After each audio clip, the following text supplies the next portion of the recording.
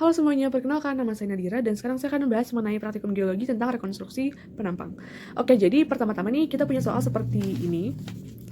Ini soal awalnya, dimana kita tahu ada dip-dip di sini. Ini merupakan garis dip ya teman-teman, sampai sini. Nah, awalnya karena ini banyak datanya, maka kita harus menomorkan terlebih dahulu. Jadi ini dip 1, dip 2, dip 3, dip 4 sampai dip 25 di sini. Nah, kalau misalnya udah, kita akan lanjut ke sini. Ini merupakan soal yang sama ya, teman-teman.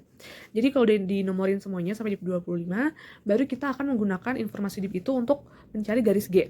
Caranya gimana? Jadi, dari garis dip ini, kita akan mengukur sebanyak 90 derajat, sebesar 90 derajat, seperti ini. Ini ada garis dip, arahnya ke sini.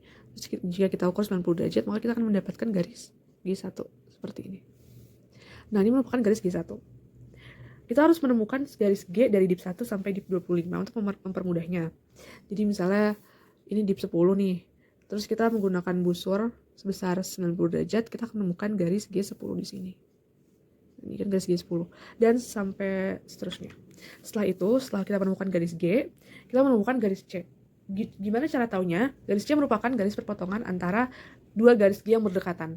Jadi nih, misal kita ambil contoh ini aja deh, C10-11. Jadi ada garis ada garis G10 di sini, ya kan, sebesar 90 derajat dari dip 10, dan garis di sini, garis G11 sebesar 90 derajat dari dip 11.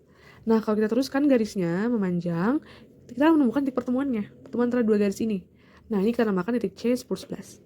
Nah, kita dapat menemukan informasi bagaimana rekonstruksi penampang di area antara G10 dan G11 menggunakan titik C10-11. Jadi misal di sini adalah titik C10-11. Kita misalnya mau tarik dip garisnya itu dari misalnya ini nih, informasi dari dip ini nih. Dari dip 8 misalnya. Caranya adalah tinggal gusurin jangka. Nah, kayak gini. Ini akan berlaku untuk semua daerah. Jadi misal kalau di garis yang atas seperti ini. Tinggal diputar aja gitu. Kayak gini. Di atasnya juga.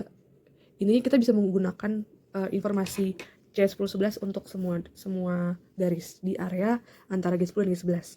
Nah, ada baiknya juga kita mencari titik C-nya ini sampai titik C24-25 ya.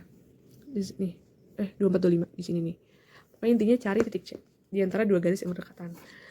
Nah, ini untuk metode busur. Selanjutnya adalah metode King, di mana tidak jauh beda dengan metode busur. Jadi setelah kita mencari garis G awalnya terus garis C, kita akan mencari garis L. Tapi dari mana? Intinya L itu merupakan garis pencerminan di antara dua garis G. Jadi misal nih yang tadi ya, misal garis G10 sama G11. Ini kan G10, G11. Terus kita tahu titik C di sini nih. Nah, dari titik C ini kita mencari garis yang bisa membagi dua wilayah. Intinya gitu. Berarti kan dengan sudut yang sama kan. Nah, jadi istilahnya itu kita membuat pencerminan di area antara G10 dan G11. Nah, intinya kalau kita pakai busur nih, garis yang tengah ini akan membagi dua wilayah dengan sama besar. Kita sebutnya adalah garis L. Jadi karena ini antara garis G10 G11, kita menyebutnya garis L10-11 di sini. Nah, intinya kita akan menggunakan garis ini sebagai garis pencerminan antara garis sebelah area sini dan area sini. Seperti itu.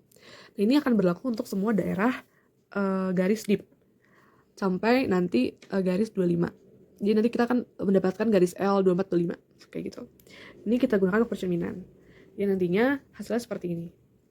Selanjutnya, metode ketiga adalah metode freehand, di mana kita tidak membutuhkan busur atau jangka di sini. Jadi kita hanya menggunakan informasi dari dipnya aja untuk menemukan penampang. Jadi misalnya nih, kan ada arah dip kan di sini nih. Nah, ini kita tarik panjangkan. Jadi misalnya nih, misalnya nih garis ini dia akan bertemu dengan garis ini kan di sini. Nah, ini kita buat. Kayak misalnya nih yang kuning nih, ini nih kayak gini nih. Dia akan bertemu dengan garis ini. Dan untuk semuanya. Dan ini kita panjangin.